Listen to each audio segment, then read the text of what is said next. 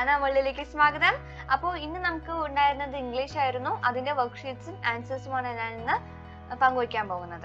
അപ്പൊ നമ്മൾ ഇന്ന് പുതിയൊരു ചാപ്റ്റർ എടുത്തു. ഏതാണ്? അതെ, the boy who drew Katz. ഈ കാറ്റ്സ് മാത്രം വരയ്ക്കാൻ ഇഷ്ടപ്പെടുന്ന ഒരു ബോയുടെ കഥയാണ് അത്.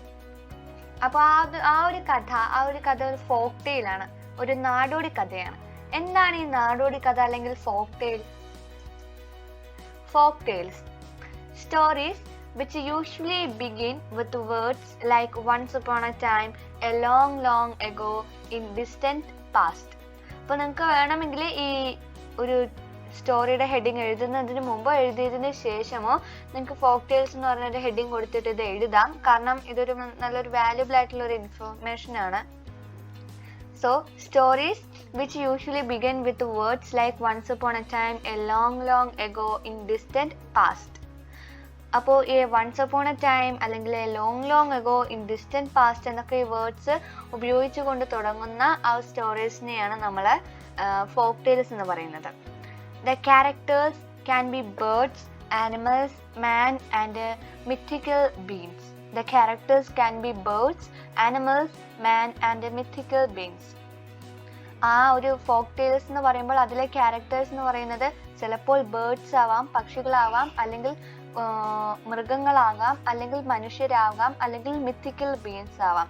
അതായത് രാക്ഷസന്മാർ, 3 തലയുള്ള നായ്ക്കൾ, അങ്ങനെയൊക്കെ പറഞ്ഞില്ലേ, അതാണ് മിത്തിക്കൽ ബീയിങ്സ് എന്ന് പറയുന്നത്. അപ്പോൾ അതും ആകാം. Passed from one generation to another by way of mouth.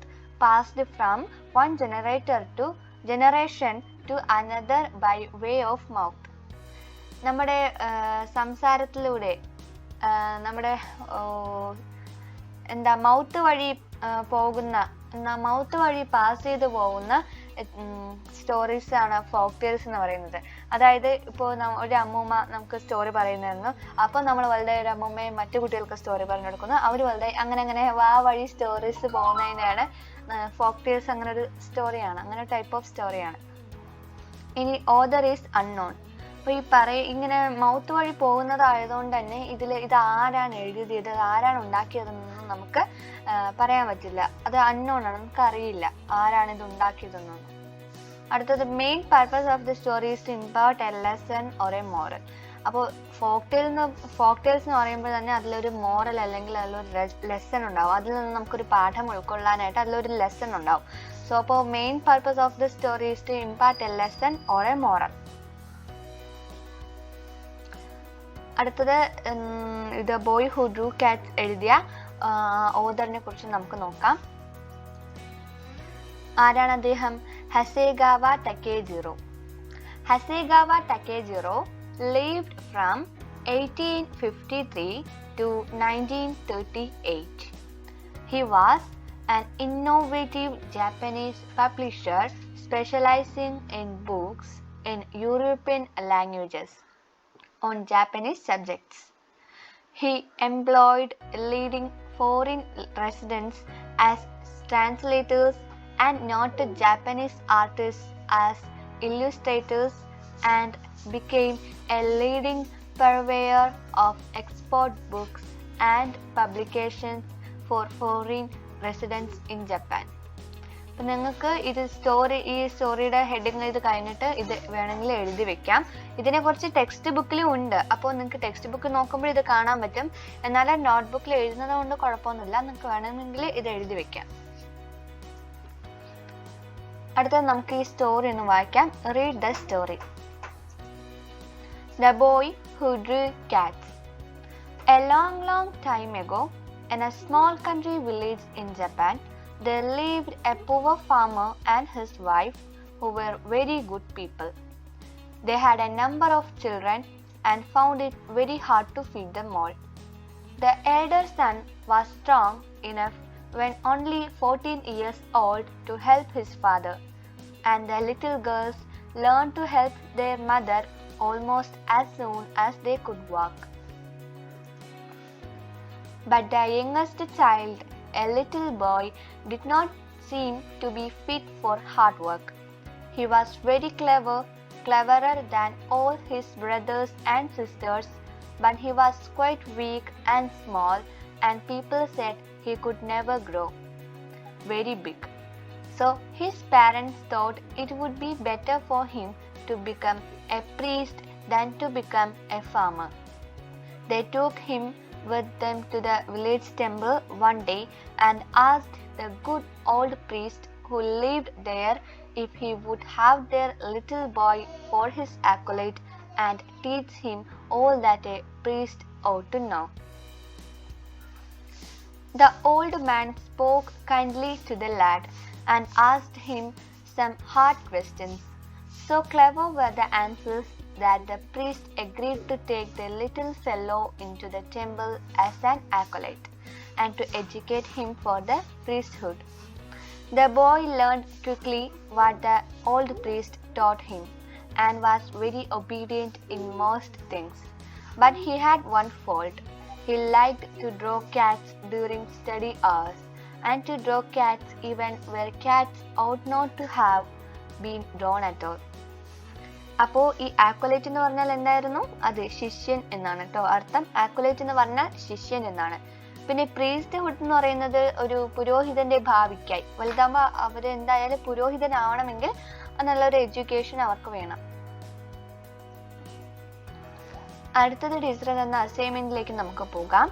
Right a conversation between the father and the little boy on their way to the temple. എന്താണ് assignment? Write a conversation between the father and the little boy on their way to the temple. അപ്പോൾ ആ ടെമ്പിളിൽ എങ്ങനെയായിരിക്കണം പെരുമാറേണ്ടത്, അങ്ങനെയൊക്കെ കുറേ piece of advice ഒക്കെ കൊടുക്കും. പിന്നെ അങ്ങനെ കുറേ കാര്യങ്ങളൊക്കെ അപ്പം സംഭവിച്ചിരിക്കാം. അപ്പോൾ അത് എങ്ങനെയാണ് എന്ന് നമ്മുടെ ഇമാജിനേഷൻ അവതരിപ്പിച്ചുകൊണ്ട് നമ്മൾ ഒരു കോൺവെർസേഷൻ തയ്യാറാക്കാനാണ് പറഞ്ഞിട്ടുള്ളത്. അപ്പോൾ ഒരു കോൺവെർസേഷൻ തയ്യാറാക്കുമ്പോൾ കുറച്ച് പോയിന്റ്സ് പറഞ്ഞായിരുന്നു, അത് റിമൈൻഡ് ചെയ്തുകൊണ്ട് നമുക്ക് നോക്കാം. Informal casual language. Informal and casual language. Use contracted forms like I will for, I will, I am for, I am. Proper beginning which is appropriate to the context. Use different types of sentences like questions like WH questions and yes or no questions. Statements, giving pieces of advices, exclamatory sentences.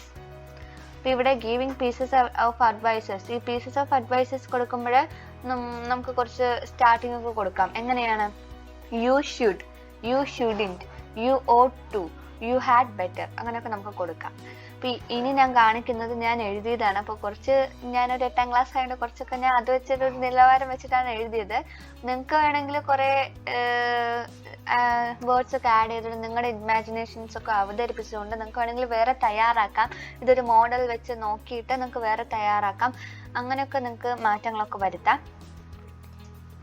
ഇപ്പോൾ conversation. Father: listen son, you must be a good student there. Boy: Sure father, I miss you very much. Father: Oh my boy, don't be sad, it's for your future. Boy: Okay father. Father: You should obey everything that is said by the priest. Boy: Sure father. Father: You had better stop drawing cats everywhere. Boy: But father. Father: No, I do not want to hear anything. You are going there is to study. Boy: Okay father. Father: The temple was about to be reached. So do you remember what I said? Boy: Yes father. Tell my mother to not to be sad. I will come there soon. Father: Sure my boy. Bye. Boy, bye.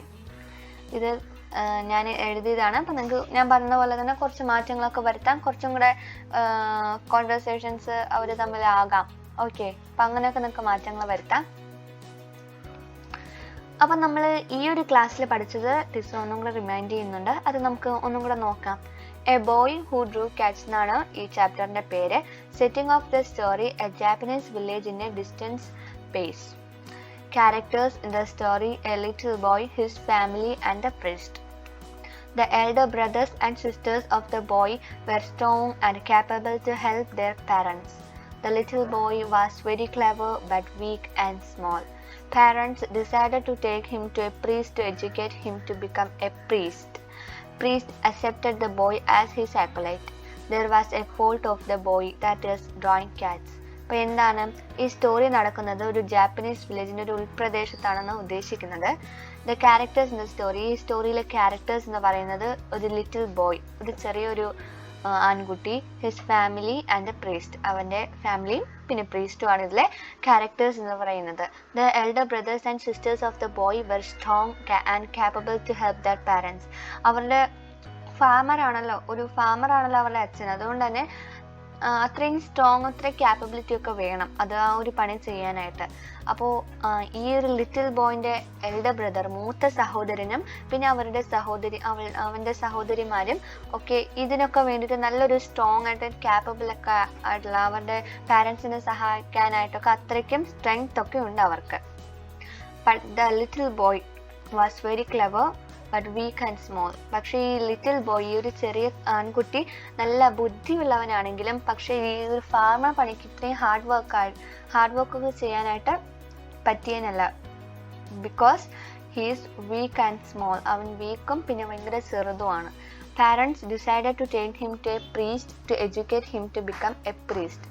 അതുകൊണ്ട് തന്നെ അവരുടെ parents ഈ farmer ആവുന്നതിന് നല്ലത് എന്താണ്, priest ആവുന്നതാണ് നല്ലത്. അതുകൊണ്ട് തന്നെ വേറൊരു പ്രീസ്റ്റിനെ കാണിച്ച് അവനൊരു പ്രീസ്റ്റ് ആക്കാൻ, പ്രീസ്റ്റിന് എന്തൊക്കെ അറിയണം അതിനൊക്കെ പ്രീസ്റ്റ് ആവാൻ വേണ്ടി പഠിപ്പിക്കാൻ വേണ്ടിയിട്ട് പാരൻസ് അവനെ ഒരു ടെമ്പിളിലാണല്ലോ പ്രീസ്റ്റ് ഉള്ളത്, അതുകൊണ്ട് അങ്ങോട്ട് കൊണ്ടുപോകാൻ തീരുമാനിക്കും. Priest accepted the boy as his acolyte. അപ്പോൾ പ്രീസ്റ്റിനെ കാണിച്ച് പ്രീസ്റ്റ് നമ്മുടെ സ്റ്റോറിയിലുള്ളത് കുറച്ച് ചോദ്യങ്ങളൊക്കെ ചോദിച്ച് അങ്ങനെ പ്രീസ്റ്റിനെ ഇഷ്ടപ്പെട്ടു. പ്രീസ്റ്റ് ആണെങ്കിൽ ബോയിനെ ശിഷ്യനായി അക്സെപ്റ്റ് ചെയ്യാൻ തീരുമാനിച്ചു. There was a fault of the boy, that is drawing cats. അങ്ങനെ ലാസ്റ്റ് നമ്മൾ ഈ ഒരു വീഡിയോയുടെ ഈ ടീച്ചർ പഠിപ്പിച്ച ഈ ഒരു എപ്പിസോഡിൻ്റെ ലാസ്റ്റ് നമ്മൾ അറിയാൻ പറ്റുന്നത് ഈ ബോയ്ക്കൊരു പ്രോബ്ലം ഉണ്ട്. എന്താണ്, അതിന് എവിടെ കണ്ടാലും ഈ ക്യാറ്റ്സിനെ ഡ്രോ ചെയ്യാനുള്ള ആ ഒരു മെൻറ്റാലിറ്റി, ആ ഒരു ഇത് അവനുണ്ട്. എവിടെ കണ്ടാലും ഏതൊരു ചുമര് കണ്ടാലും അവൻ എന്ത് ചെയ്യും, ഈ പൂച്ചകളെ വരയ്ക്കാൻ തുടങ്ങും. അത് അവൻ്റെ ഒരു ഫോൾട്ടാണ്, അവൻ്റെ ഒരു പ്രോബ്ലമാണ്. അപ്പോൾ നിങ്ങൾക്ക് വീഡിയോ ഇഷ്ടമായെങ്കിൽ പ്ലീസ് എന്നെ ചാനൽ സബ്സ്ക്രൈബ് ചെയ്യാൻ മറക്കരുത്. പിന്നെ ലൈക്ക് ചെയ്യാനും ഷെയർ ചെയ്യാനും മറക്കല്ലേ കേട്ടോ. പിന്നെ ഞാനിപ്പോൾ മാത്സിൻ്റെ നോട്ട്സ് ഇടുന്നുണ്ട്. പാർട്ട് 1ഉം പാർട്ട് 2ഉം പാർട്ട് 3ഉം ഓൾറെഡി അപ്ലോഡഡ് ആണ്. നിങ്ങൾ അതിനായിട്ട് ചാനൽ വിസിറ്റ് ചെയ്ത് കാണാൻ മറക്കരുത്. അപ്പോൾ അടുത്ത വീഡിയോയിൽ വീണ്ടും കാണാം. അതുവരെയ്ക്കും ബൈ ബൈ.